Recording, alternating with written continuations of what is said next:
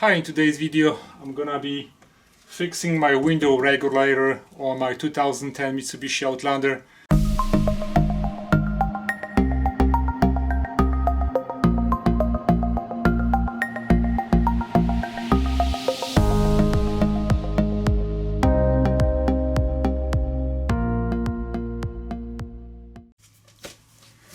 Hello again. So a couple of years ago I had a video when I show how to fix the broken window regulator on this 2010 Mitsubishi Outlander.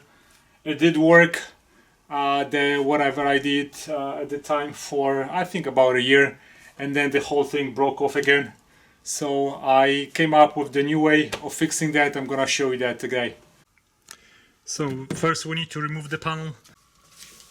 So screws are out. I'm just going to pull it from the bottom. Alrighty. Now you need to disengage the lines that go over here that connect the locking mechanism. So it's really easy. So I'm not gonna give you any close-up. You just pull it, take the tab off, and pull it out.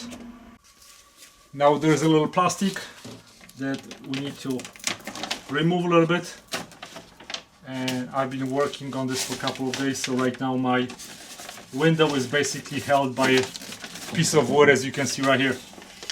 So now when you're gonna be removing the regulator, you need to watch not to break a couple of parts. I've already removed my regulator, but basically it's held by only 4 screws, and then you can drop down the window to remove it. And now this is the regulator that is held by those 4 screws. And the problem is that there's this little piece that broke off last time. I made it out of some really hard plastic. It held only for a year. So I kept those 2 pieces. And now I used JB Weld 2-part epoxy that was reinforced. I was watching videos and it looked like it's going to hold it. So I glued in both pieces. So as you can see, I glued in both pieces together, and it's been probably more than 2 days, and this seems to be holding both pieces together. I can rotate it and I think it's gonna hold it. Now the one thing that happened when I was removing the guide that was holding the window is those plastic pieces that are attached to the window over here broke off. My car is 12 years old, so those plastic were basically hanging by the thread, so they just broke off totally. I came up with the different idea how to reattach it. I'm gonna show it in a moment.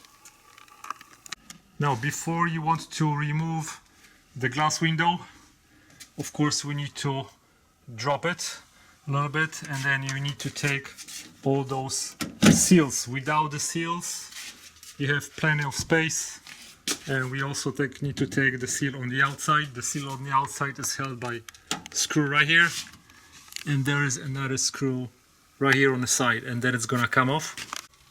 So I have removed all those side screws. Now all you have to do is just pull the seal out. Okay, pushed a little bit from the bottom. Okay, so now the seal is out. Now here's a little trick to remove that window. So let me show you the trick first. There is one screw holding this part inside of the door, which basically has this rubber gasket that goes around entire window. So this part needs to be removed, otherwise we're not gonna be able to remove the window. You don't need to remove the speaker, so basically that's the only screw that needs to be removed. Now I'm gonna slide the window down, and those are the broken parts that broke off. Now what we need to do is just slide it down, and that part and that metal part that was over here, we need to push it out a little bit to get the window out of the truck. Once the window is out of the truck, we can turn it this way, so this part on the right is out of that rubber seal, and I'm going to go and start turning the entire window. This part is always a little tricky. Trying not to break the window, of course. There you go. The whole window glass is out.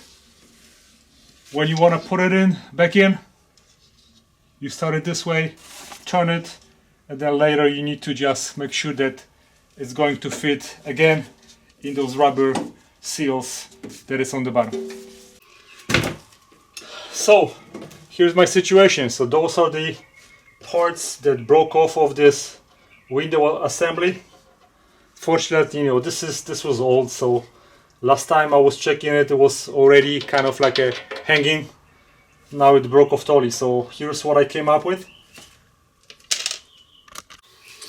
I was trying to glue this piece with this plastic piece over here using this JB Weld.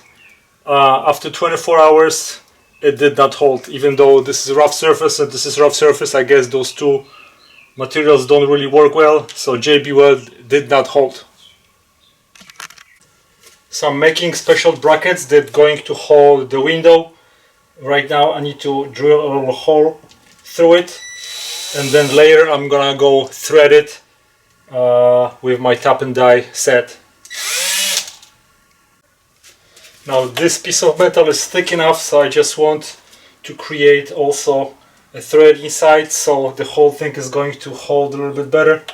So depending on the size of the bolts that you have, you may want to do it. If not, you can just drill right through and then put the bolts and nuts at the end. I'm just making one extra step because I want this to basically be like one solid unit. So I'm thinking this is gonna be a little bit better than just drilling right through. You don't have to do that probably.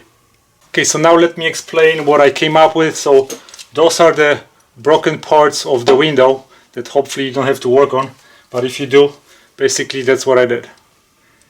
This is the broken part. I can't just glue it in, and I made two metal kind of braces that will go around this plastic piece. So when the truck is gonna be pushed up, there's gonna be no problem because this part will push it out.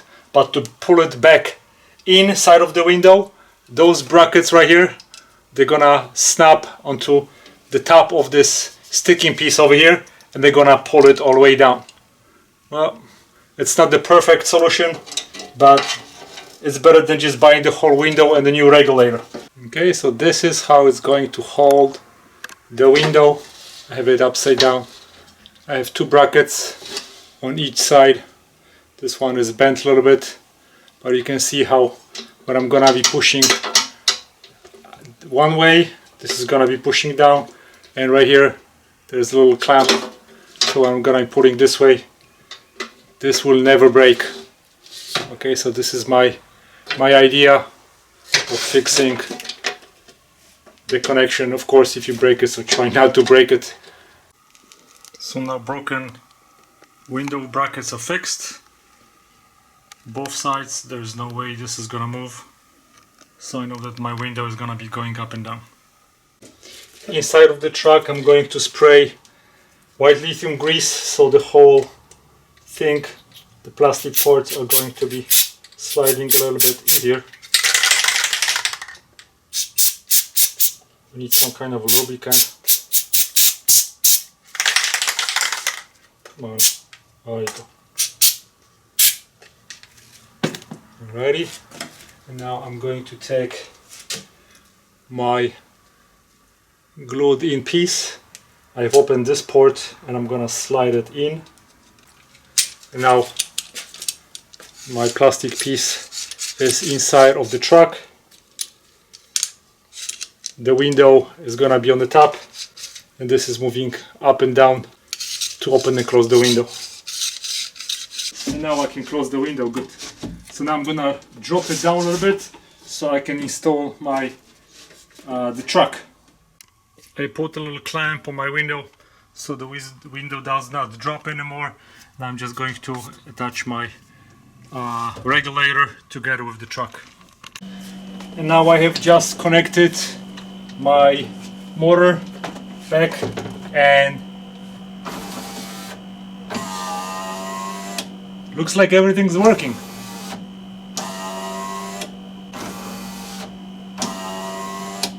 So now all I have to do is just put everything back together.